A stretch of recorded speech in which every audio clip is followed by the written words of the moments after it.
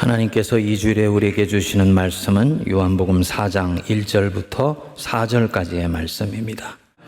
예수께서 제자를 삼고 세례를 베푸시는 것이 요한보다 많다 하는 말을 바리새인들이 들은 줄을 주께서 아신지라.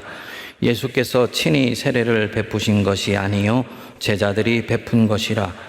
유대를 떠나서 다시 갈릴리로 가실새 사마리아를 통과하여야 하겠는지라. 아멘. 우리 한국 사람들은 무슨 단어를 쓸 때 그 앞에 이 참이라는 말을 많이 씁니다. 좋은 말이긴 한데 곰곰이 생각해 보면 좀 이상하기도 해요. 깨가 있으면 그냥 깬데 참깨라고 그러고, 뜻이 있으면 그 뜻이죠. 그런데 참뜻이라 그러고, 소망이면 그냥 소망인데 또 참소망이라 그래요. 한국교회 제자도에 대한 열풍이 일으면서 이 제자의 삶에 대해서 많이들 얘기를 했습니다. 목사님, 정말 무리가 아니고 제자로 살게 해주세요. 이렇게 기도해 주세요. 그런데 어느 날부터 기도 제목이 좀 바뀌었어요. 목사님, 제자가 아니라 참제자가 되게 해주세요. 네. 무슨 얘기겠습니까? 참이라는 말은 그것을 뗐을 때 그 어떤 말이 유사해 보이지만 거기에 어떤 비본질적인 것이나 오염된 것이나 왜곡된 것이 끼어 있기 때문에 이 말을 하는 거지요. 제자면 제자예요. 그런데 제자인데도 거기에 뭐가 끼어 있고 온전하게 따르지 못하는 그 무엇인가가 내 안에 들어있는 것 같다 했을 때 참 제자가 되게 해주세요 라고 기도를 하는 거지요. 여러분, 예수님의 제자가 된다는 것은 쉬운 일이 아닙니다. 왜냐하면 예수님은 가끔 내가 알 수 없는 행동을 하시기 때문입니다. 그리고 너무나 자주 내가 원치 않는 걸음을 주님이 내 앞에 가서 먼저 앞서 나가세요. 그러다 보니까 내가 주님을 스승으로 모시지만 주님이 가시는 그 걸음과 내가 원하는 걸음이 충돌이 일어나는 경우가 너무너무나 많습니다. 자기 안에 바로 이것 때문에 오는 여러 내적 갈등이 있다는 걸 알기 때문에 솔직하게 내가 정말 참제자가 될 수 있도록 기도해 주세요 라고 말을 하는 것이겠지요. 왜 이런 일이 생기냐? 우리 주님은 공생애를 사실 때 보면 그 당시의 관습과 풍습과 전통과 당시 사람들이 가지고 있는 관행으로 보면 이해가 안 되고 납득이 되지 않는 언행을 너무너무나 많이 하셨습니다. 그것 때문에 예수님은 견제와 질시도 받으시고 핍박과 배척도 견뎌내시면서 사역을 하셨습니다. 예수님이 전하시는 이 진리가 우리가 일반적으로 생각하는 기준과 틀에서 너무 벗어나 있는 거예요. 우리는 어떤 선 안에 있을 때 안전함을 느끼고 다른 사람이 나를 인정해 줘요.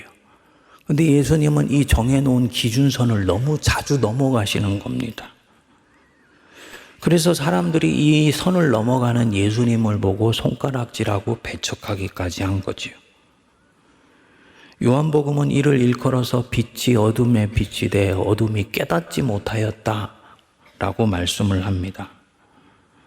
그리고 3장에 가면 좀 더 통렬하게 이 부분을 고발하지요. 빛이 세상에 왔으나 사람들이 자기 행위가 악함으로 빛보다 어둠을 더 사랑하였기 때문이다 라고 말씀을 합니다. 이제 이 빛과 어둠의 갈등이 이제 요한복음 4장에 오면 서서히 증폭되어서 나타납니다. 4장 1절, 2절의 이 세례 이야기는 언뜻 보면 전체 맥락과 별로 상관이 없어 보입니다. 아닙니다. 우연히 여기에 1, 2절이 있는 게 아니에요.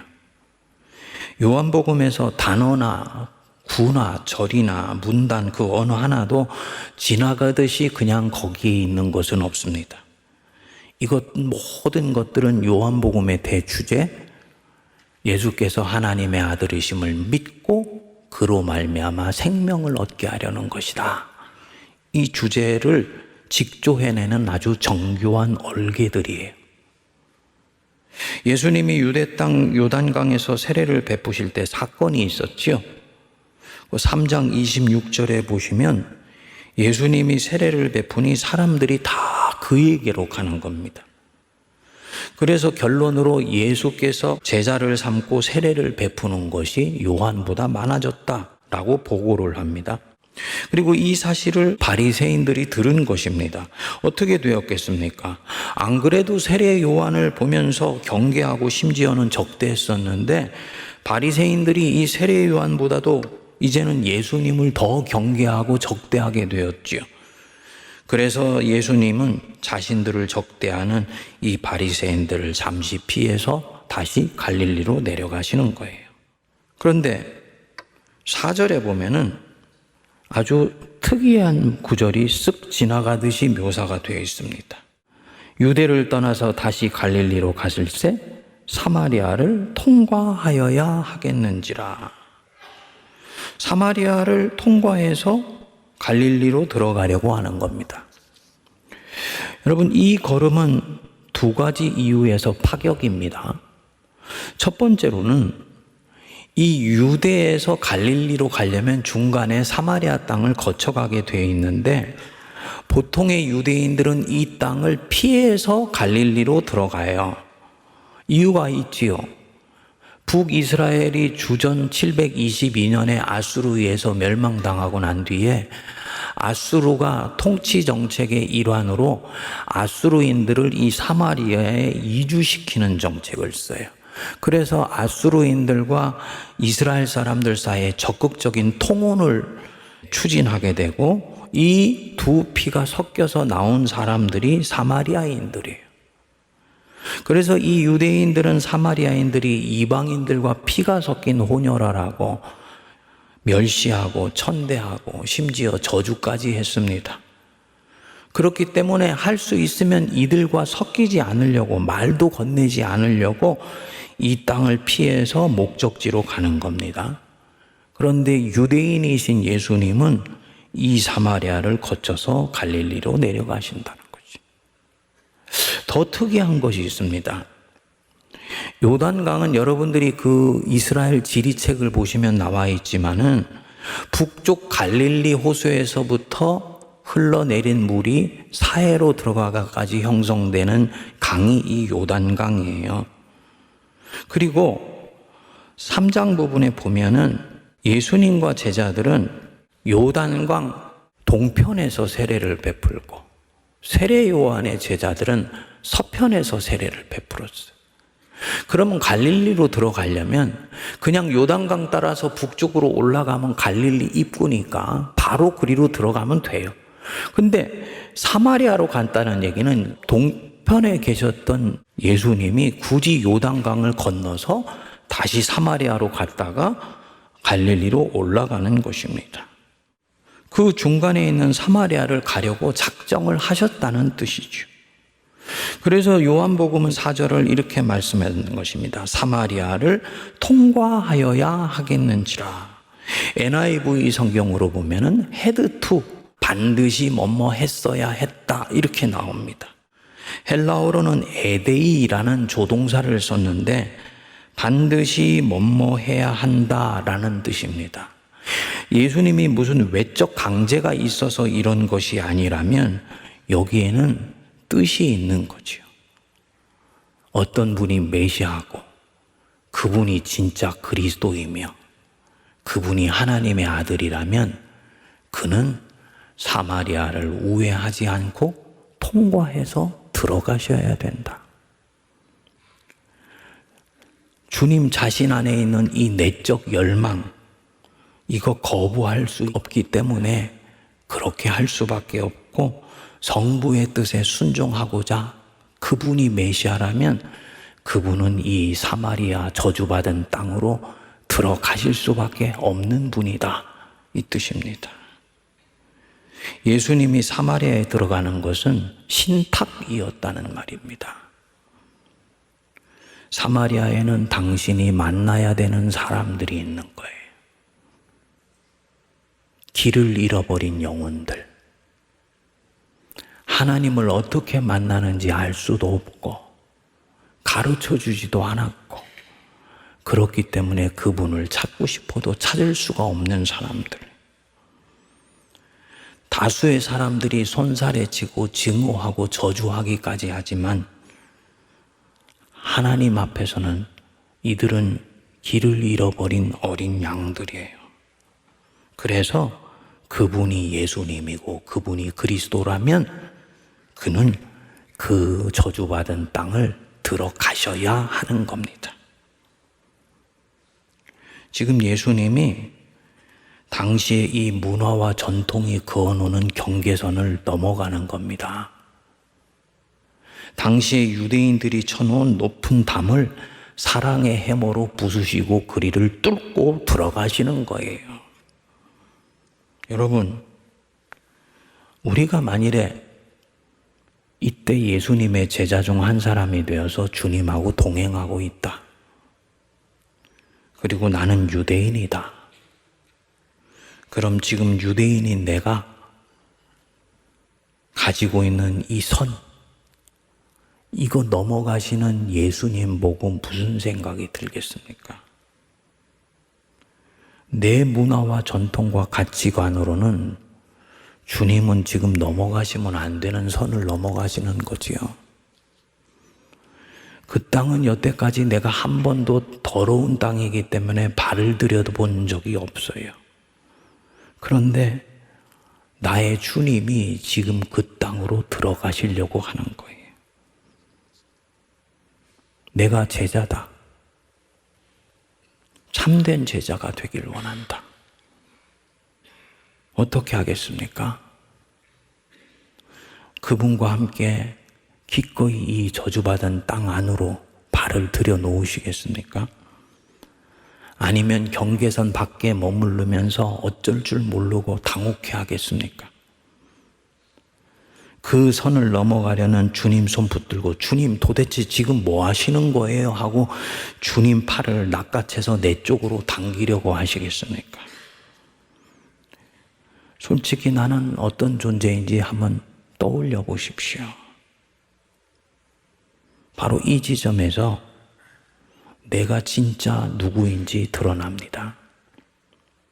그리고 내가 주님으로 믿는 예수님이 진짜 주님인지 드러나요. 입술로 하는 고백인지 아니면 내 영혼이 실린 고백인지 드러납니다.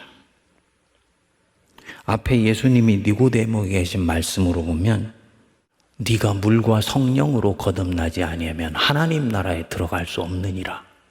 내가 물로만 거듭났는지 성령으로도 거듭났는지 여기서 드러납니다. 성령으로 거듭났다는 거 어떻게 알 수 있다 그랬죠? 그가 그리스도를 주님이라고 고백하고 살고 있느냐, 이 부분이에요.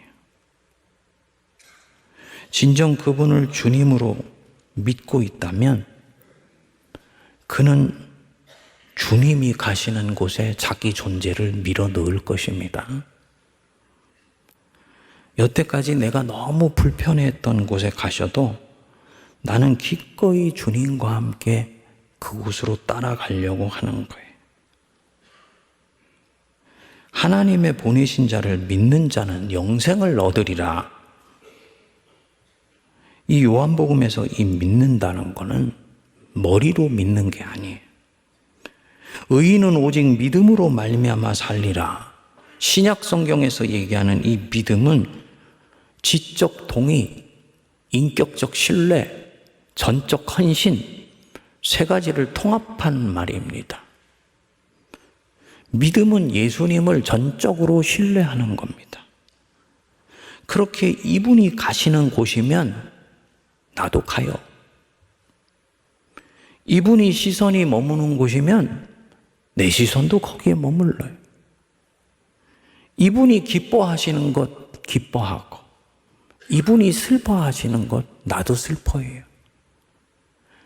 나는 기뻐했는데 이분이 야, 나 그거 기뻐하지 않아 하면 그때부터 거두기 위해서 몸부림쳐요. 이게 제자고 참제자고 예수님을 믿는다는 뜻입니다.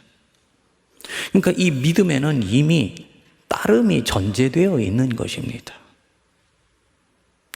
내 주님이 지금 더럽고 저주받은 땅에 있는 한 영혼의 목이 마르셔서 그리로 들어가신다.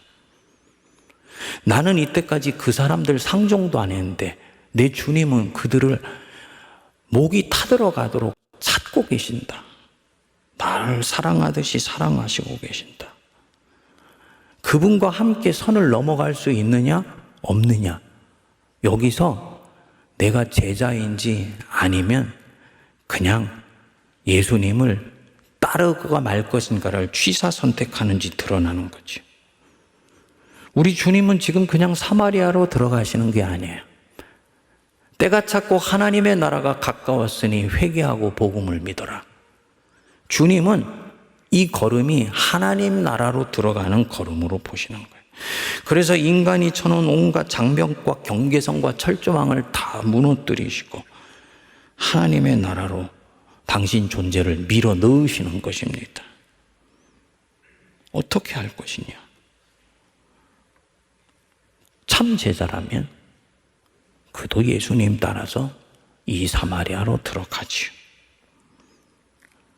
그 앞서 가시는 그분이 내 주님이니까.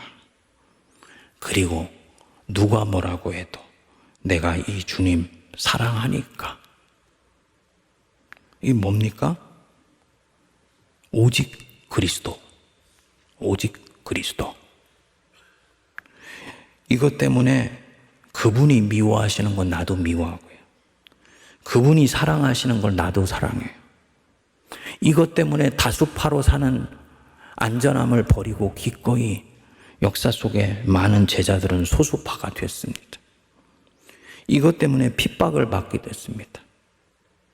우찌무라 간조처럼 그리스도인으로서 일본 제국주의에 대해서 틀렸다고 얘기하기 때문에 자기의 조국으로부터 매국노라는 말을 듣기도 합니다. 이게 그리스도인이에요. 이것 때문에 심지어 순교자의 반열에 들기도 합니다. 오직 그리스도. 오늘이 종교개혁 507주년인데 이 오직 그리스도, 이 정신이 5대 종교개혁 정신의 핵심 중의 핵심입니다. 루터가 오직 성경으로 솔라 스크립투라 이거 외친 이유가 바로 이 오직 그리스도 때문이었어요. 성경 안에 있는 계명이나 규례나 율법, 윤리 규정을 빠짐없이 잘 지키라고 이 성경을 말한 게 아니에요. 만일 그렇게 본다면 이 사람은 지금 종교개혁의 기본 정신을 철저히 왜곡하고 종교개혁을 바리새적 율법주의로 퇴보시키는 것입니다. 루터가 오직 성경을 말한 이유는 다른 데 있어요. 이 성경은 예수 그리스도로 가득 차 있다. 다른 어떤 곳에서 예수 그리스도 찾지 말고 오직 성경 안에서 예수 그리스도를 찾고 그분과 만나고 그분과 교제할 수 있다. 그래서 오직 성경이었어요. 그래서 루터는 성경을 예수님이 누워 계신 구유라고 보았습니다. 사랑하는 성도 여러분, 오직 그리스도다. 아멘 하십니까?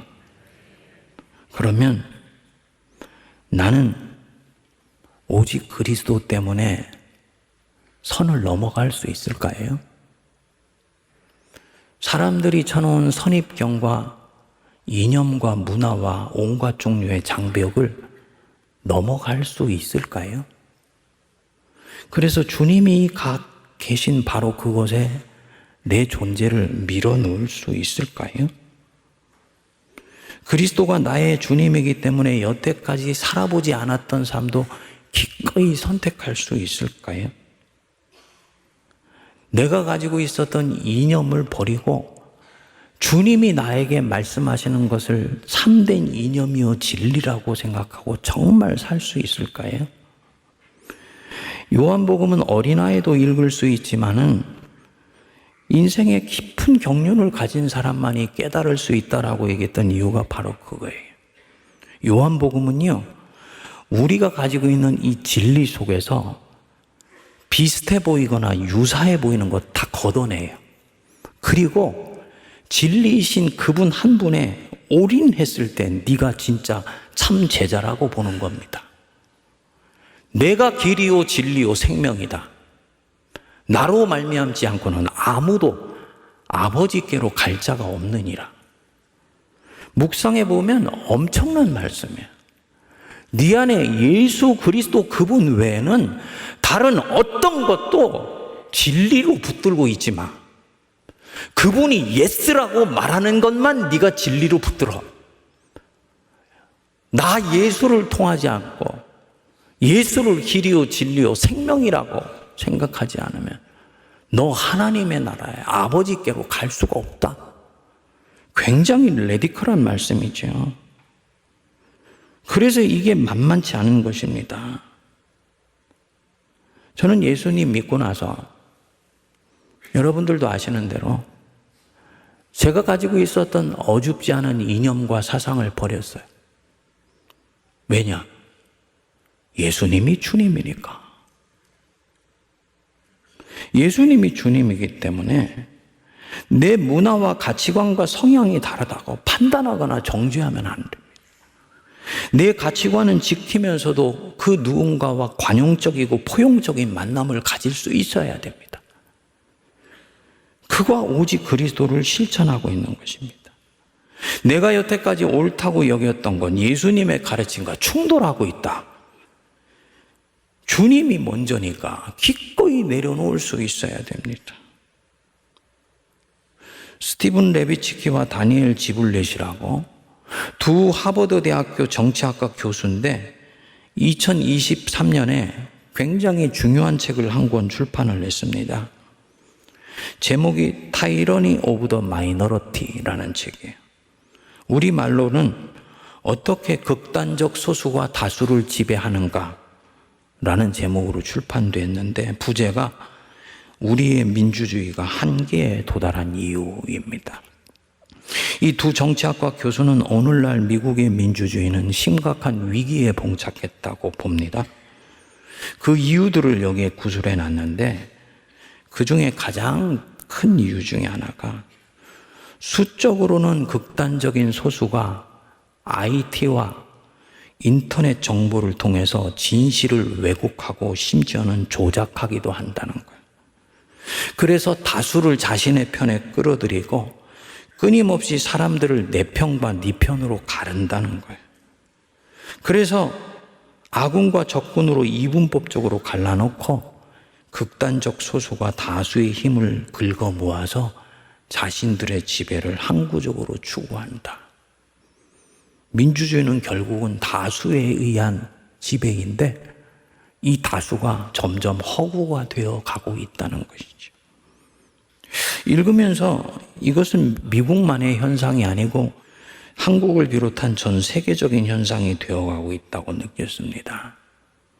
그것이 미국식의 자유민주주의건 북유럽처럼 복지민주주의 혹은 사회민주주의건 민주주의의 가장 큰 적이 무엇이냐? 극단적 대립구도입니다. 이 편이냐 저 편이냐를 끊임없이 갈라대는데도 이 구도를 만들고 지탱하기 위해서 대중들 속에 두려움을 집어넣고 두려움 속에 나온 적개심을 키우는 거예요. 그래서 내 편에 서지 않으면 그는 나의 적이고 심지어는 원수가 된다. 이런 상황에서 우리는 묻지요. 예수님은 어디 편이세요? 우리 편이세요? 저쪽 편이세요? 예수님이 뭐라고 말씀하실까요? 스캇 솔즈라는 미국의 목회자이면서 저술가가 선 안의 인간, 선 밖의 예수라는 책을 썼는데 여기서 이렇게 얘기를 합니다. 중요한 것은 예수께서 우리 편이신가가 아니라 우리가 예수님 편에 서는 일이다. 여러분, 예수님 우리 편으로 만들려 하지 말고 우리가 예수님 편에 서게 되시기를 바랍니다. 이 사람이 진짜 제자예요. 성경이라는 이 66권의 가장 보편적인 진리의 토대 위에서, 예수님의 산상수훈의 토대 위에서 세상의 모든 것을 보는 거예요. 그리고 이렇게 볼 수 있는 사람이 결국 역사를 바꾸고 하나님의 나라를 이 땅에 앞당기게 됩니다. 여러분, 존 울만이라고 혹시 아시는지요?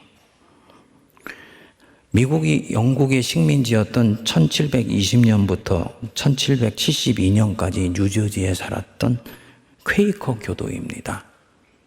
한국에는 퀘이커 교도가 좀 잘못 인식되어 있는 것 같아요. 미국 가니까 숫자는 많지 않지만 굉장히 사회적인 영향력도 크고 존경받는 기독교 그룹이더라고요. 이 사람은 거기에 있는 재단사였는데 당시 그와 함께 어울렸던 교인들은 돈 많은 상인들 그리고 농촌의 큰 지주들이었습니다. 이들은 그 사람이 얼마나 노예를 많이 거느렸냐에 따라서 그 사람의 영향력을 평가하곤 했습니다. 노예를 두지 않았던 울만은 어느 날 성경을 읽고 기도하는 중에 그리스도의 음성을 듣게 됩니다. 나는 저 노예도 사랑한다. 백인이었던 울만은 충격에 쌓이게 됩니다. 자신들에게 흑인들은 4분의 3 인간 내지 3분의 2 인간인데 이 음성을 통해서 들려온 그리스도의 음성은 백인인 나와 똑같이 사랑한다는 음성이었어요. 자기 안에서 이 양심의 소리가 들려오는 것을 알게 되고 그때부터 이 울만은 고통하게 됩니다. 현실이 너무 달랐기 때문이에요. 그는 자신과 같은 퀘이커 교도들이 상류층으로 노예들을 데리고 길거리를 활보하는 모습을 보면서 이때부터 괴로워하게 됩니다. 결국 울만은 어느 날 결심하게 돼요. 이 문제를 퀘이커 공동체로 가지고 가자. 이 퀘이커 교도들 안에는 소그룹이 공동체 분별을 해서 하나님의 뜻을 분별하고 그것이 확인되면은 함께 지키도록 하는 독특한 의사결정법이 있었습니다. 바로 그 공동체 분별 모임에 노예제도에 대해 가진 자신의 아픔과 양심의 소리를 오픈하기로 한 것이지요.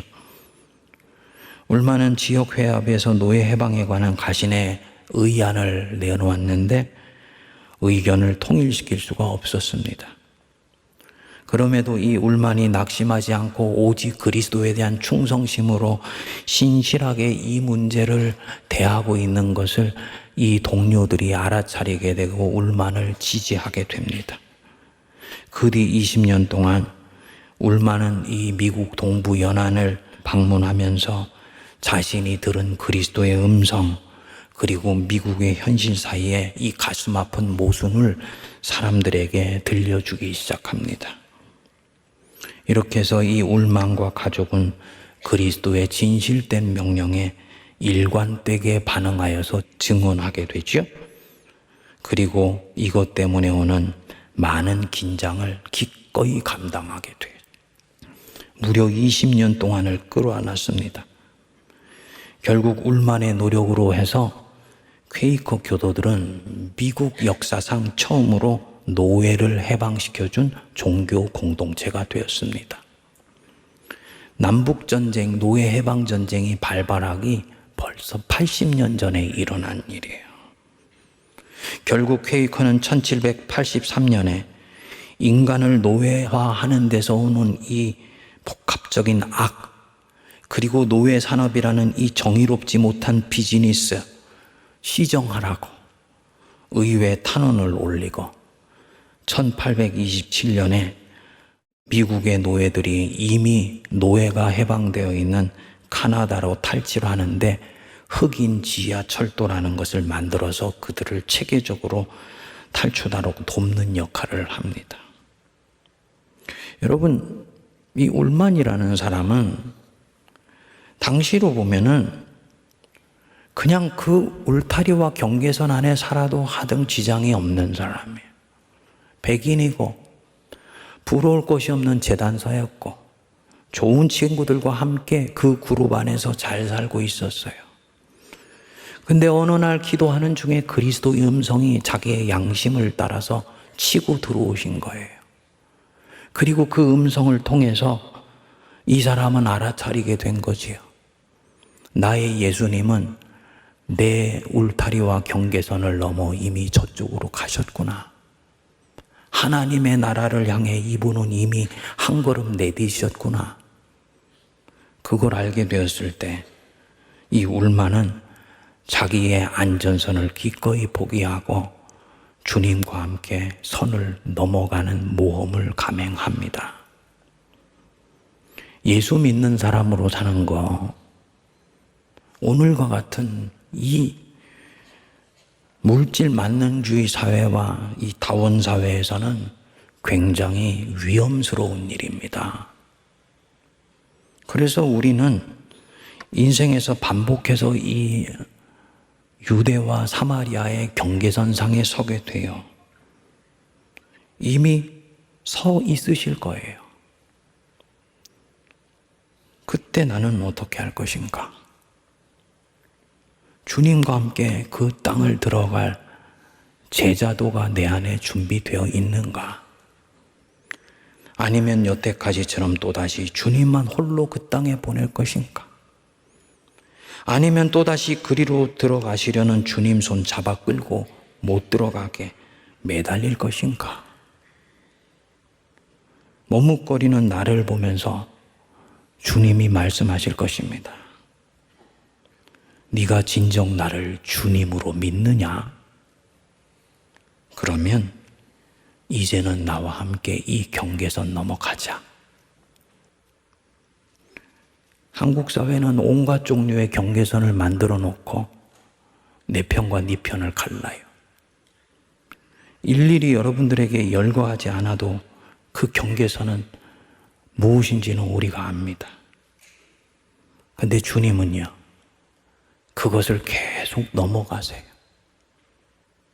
중간에 막힌 담을 하시고 서로 원수된 것을 하나로 만드서 화평케 하시는 역사를 시작하신, 그리스도 안에서는 종이나 자유인이나 남자나 여자나 유대인이나 헬라인이나 하나예요. 서로가 선을 넘어가요. 서로 관용해요. 서로 귀 기울여요. 의견이 다른 것을 인정합니다. 하지만 그 가슴 속에는 나와 의견이 다른 사람을 향한 사랑이 들어있어요. 이게 제자예요. 아까 말씀드렸잖아요. 극단적 소수는 자기의 지배를 연구하기 위해서 수많은 사람들을 자기 편으로 끌어들이고 두려움을 조장하고 그리고 적개심을 불어넣어서 내 편에 세운다. 상대편은 막유한다. 이건 진짜 사단이 속에서 역사하고 있는 것입니다. 그 노름에 노란하지 않고 예수님이 가시고 있는 그 걸음에 계속 우리의 보조를 맞추는 참된 제자들 되시기를 바랍니다. 오직 그리스도로, 오직 그리스도로 기도하겠습니다. 하나님, 빛이 세상에 왔으나 어둠이 그 빛을 깨닫지 못하였다 했습니다. 어둠은 자기 행위가 드러날까 하여 빛을 의도적으로 밀어냈다 했습니다. 이 요한복음의 신랄한 고발이 우리의 영혼 속에 비춰오게 하여 주시고 우리가 서 있는 신앙의 참된 주소를 들여다보게 하여 주시옵소서. 주는 그리스도시요 살아계신 하나님의 아들이시니이다. 이 고백이 우리의 모든 것이 되게 하셔서 주님 가신 그곳에 나도 가며 주님 아파하시는 곳에 아파하며 주님 기뻐하시는 곳에 나도 기뻐하며 주님이 미워하시는 것은 나도 미워하며 주님이 사랑하시는 것을 끝까지 품어낼 수 있는 그리스도의 참제자들 되게 하여 주시옵소서. 내 안에 오직 그리스도, 이 종교개혁의 본질 중의 본질 정신이 내 영혼과 존재 전체를 휩싸 나를 바람처럼 성령을 향해 이끌어가게 하여 주옵소서. 예수님 이름으로 기도하옵나이다. 아멘.